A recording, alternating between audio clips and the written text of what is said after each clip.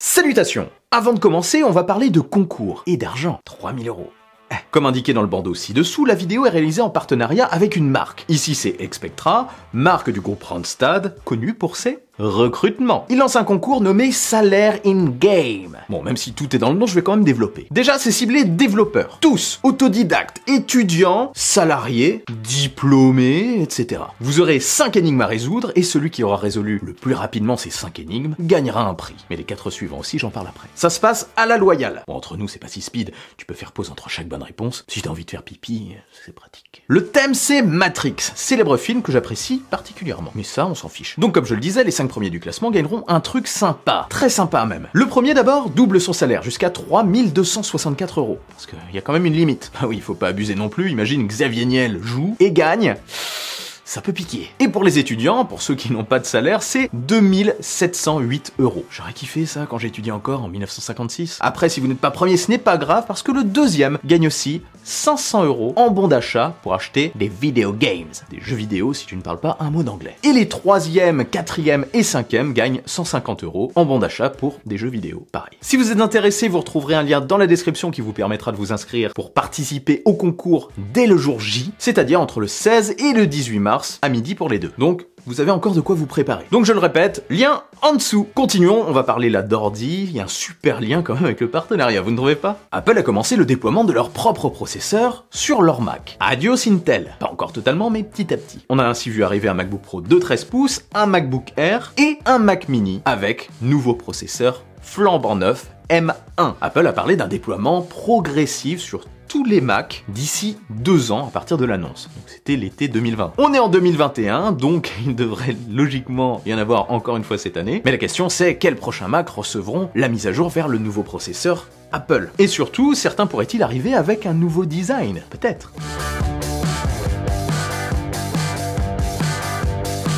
Oui, Apple se détache totalement d'Intel et est en transition vers une gamme de Mac, donc de MacBook et de Mac, avec totalement leur nouveau processeur, leur propre processeur. Déjà pour les processeurs M1, les premiers résultats et les premiers retours sont plutôt excellents. Les machines équipées de cette nouvelle puce sont relativement véloces. Et en maîtrisant maintenant le processeur et l'OS, ça ne fait qu'améliorer ça. Ils peuvent appliquer la recette qu'ils appliquent déjà aux iPads et aux iPhones. Ils peuvent désormais plus optimiser l'ensemble pour faire tourner ça comme une horloge. Et ça va permettre aussi notamment de faire tourner les apps iOS, iPadOS sur macOS, et vice versa peut-être. Perso, j'attends l'annonce, comme vous le savez, d'une version de Final Cut sur iPad, le logiciel de montage vidéo que j'utilise au quotidien. Et si c'est le cas, eh bien je passerai avec plaisir sur une grande version de l'iPad, peut-être l'iPad Pro, nouvelle version de 12,9 pouces. Bref, ça m'intéresse. Quoi qu'il en soit, les Mac M1, ça décoiffe. J'ai même eu des échos venant de développeurs que je connais, qui m'ont annoncé que dans leur entourage, parmi les développeurs, il y a eu un changement de matos en masse, avec une direction vers les M1, les développeurs d'app notamment.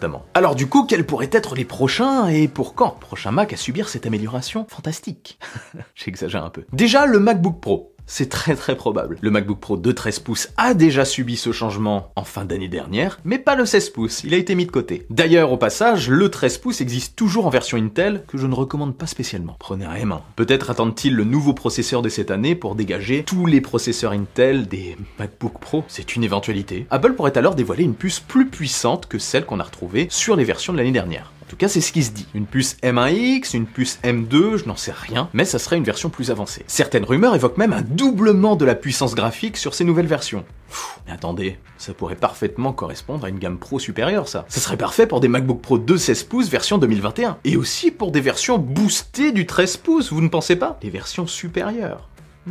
Celles qui sont toujours sous Intel. Mais si nouveau Pro il y a, auront-ils ou aura-t-il, s'il n'y a que le 16 pouces, le droit à un vrai changement de design cette fois-ci? L'année de la sortie du 16 pouces, en 2019, en fin d'année 2019, novembre même je crois, de tête, un nouveau design, entre guillemets, a été dévoilé. Un produit avec un écran plus grand, à bord beaucoup plus réduit que le modèle de 15 pouces. Cependant, on attendait quand même un modèle avec un design relativement différent, un design radicalement changé. Enfin, radicalement, j'exagère un petit peu, mais on attendait plus de changements, notamment au niveau de l'écran. On s'attendait à voir un écran avec des angles arrondis, à la manière de ce qu'on voit sur d'autres produits Apple. Un écran en gros épousant la forme du châssis. En toute harmonie. Calme-toi. Quand on y pense, ça se tient quand même. Il y a déjà pas mal de produits qu'on ça chez Apple. Les iPhones déjà ont des écrans à angles arrondis, et les nouveaux iPad Pro et Air également. Alors pourquoi pas les prochains Mac? Après, le changement de look du grand MacBook de 16 pouces est quand même relativement récent, donc on peut s'interroger. Du coup, le début de l'année me paraît être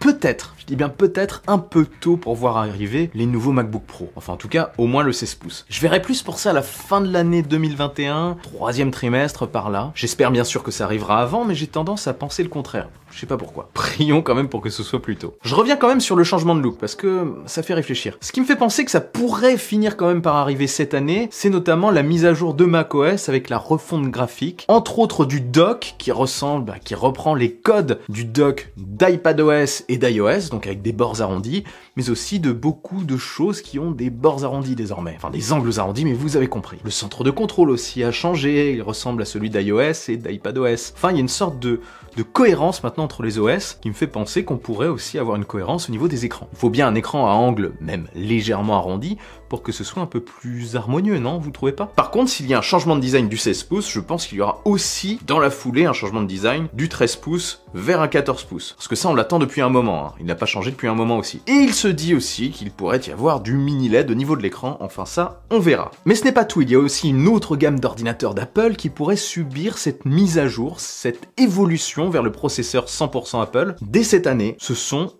les iMac. Bien que plutôt sympathique, le design de l'iMac commence à dater un peu. Ses bordures sont assez grosses, oui. Et il est probable, et il est même très probable, qu'Apple profite de l'avancée vers le M1, le M1X ou le M2 pour modifier aussi le look du produit, pour renouveler son style. Le design pourrait très bien se rapprocher de celui des nouveaux écrans Pro Display XDR ultra cher là d'Apple. En tout cas de face. Un écran très bord à bord peut-être et relativement fin. Après, donc pourrait-il avoir quand même les angles arrondis si on se base sur ma réflexion de tout à l'heure? Peut-être que certains utilisateurs qui ont l'habitude de travailler sur des écrans à angle droit pour produire du contenu pour cinéma ou télé par exemple, et qui en aperçu ne voudraient pas perdre la moindre miette de leur création, même sur quelques petits pixels sur les angles, n'apprécieraient peut-être pas un tel écran. Je me trompe peut-être, mais il est possible que l'écran à bords arrondis, en tout cas de cette taille, ne soit pas pour tout de suite. Après, l'iMac, c'est quand même un produit tout en un. Ceux qui travaillent sur des projets cinématographiques, graphiques, etc. utilisent aussi un écran externe. Franchement, je suis très partagé sur le sujet. Il faut aussi que le produit en jette. Qu'il soit marquant. À la fois, le dernier écran sorti par la marque n'a pas d'angles arrondis, et d'un autre côté, l'iMac, c'est un tout en un qui peut quand même se rapprocher de l'ADN, en tout cas, des autres produits de la marque. Il est censé se suffire intégralement à lui-même, et avoir peut-être un design plus dans l'air du temps. Un design qui va rester, un design marquant. Là, pour l'iMac, je suis vraiment en mode 50-50, franchement, j'ai des doutes. Dans tous les cas, je suis plutôt convaincu que les prochains iMac arriveront cette année, les nouveaux, avec les processeurs M1, M1X ou M2, j'en sais rien. Et surtout, je suis convaincu qu'ils arriveront avec un nouveau design. Après, peut-être qu'Apple va faire durer le vieux design, mais bon, ça commence à dater quand même. Il faut un design plus dans l'air du temps. Il faut du modernisme. Du coup, si les bords sont plus réduits, on peut s'attendre à des écrans plus grands. Il se dit que ça pourrait être du 24 pouces à la place du 21, et même du 34 à la place du 27. Peut-être du 32, c'est déjà pas mal. Enfin, ça serait vraiment sympa. On verra pour ça. Et pour la date, j'attends ça aussi pour la fin de l'année 2021, plus que pour le début de l'année en tout cas. Et j'espère me tromper, vraiment. Et si on va encore plus loin dans le temps, je vois bien arriver l'iMac Pro et le Mac Pro en 2022, histoire de conclure le passage au processeur 100% Apple sur tous les produits. Avec après dans la foulée, la suppression totale des processeurs Intel sur toutes les gammes. On serait sur les fameux 2 ans. En attendant, les processeurs M et Intel devront cohabiter. Stop, petite mise à jour, parce que depuis mon tournage qu'il y a eu la semaine dernière, on a eu une possible fuite du leaker Jon Prosser qui indiquait, en accompagnant ça par des rendus, que les prochains iMac pourraient arriver en différentes couleurs. Comme avant, comme pour les anciens modèles. Et ce n'est pas tout, on aurait le droit aux couleurs qu'on retrouve sur les nouveaux iPad Air et aussi les AirPods Max. Ça va devenir une base peut-être? Ce rose, ce bleu ciel et ce vert, en plus de l'argent et du noir. Du coup, l'iMac Pro sera peut-être décliné uniquement en argent et gris sidéral, pourquoi pas? Comme c'est le cas avec les iPad Pro. Bref, on verra. Reprenons. Donc voilà, ça devrait coller à la transition des 2 ans, enfin, en tout cas, on va voir arriver tout ça sur 2 ans, forcément. Enfin, probablement, je m'avance un peu. Mais je suis rêveur, moi aussi, je suis rêveur. Bref, dites-moi ce que vous en pensez en commentaire, et dites-moi aussi comment vous imaginez ça et quel produit pourrait vous intéresser. Et si cette vidéo vous a plu et que vous voulez m'aider dans l'ascension vers les 100 000 abonnés, partagez-la sans oublier le bon pouce en l'air qui claque. Abonnez-vous, suivez-moi sur les réseaux sociaux, sur Twitter, sur Insta, etc. Nous on se retrouve très vite pour une nouvelle vidéo, prenez soin de vous et de votre entourage.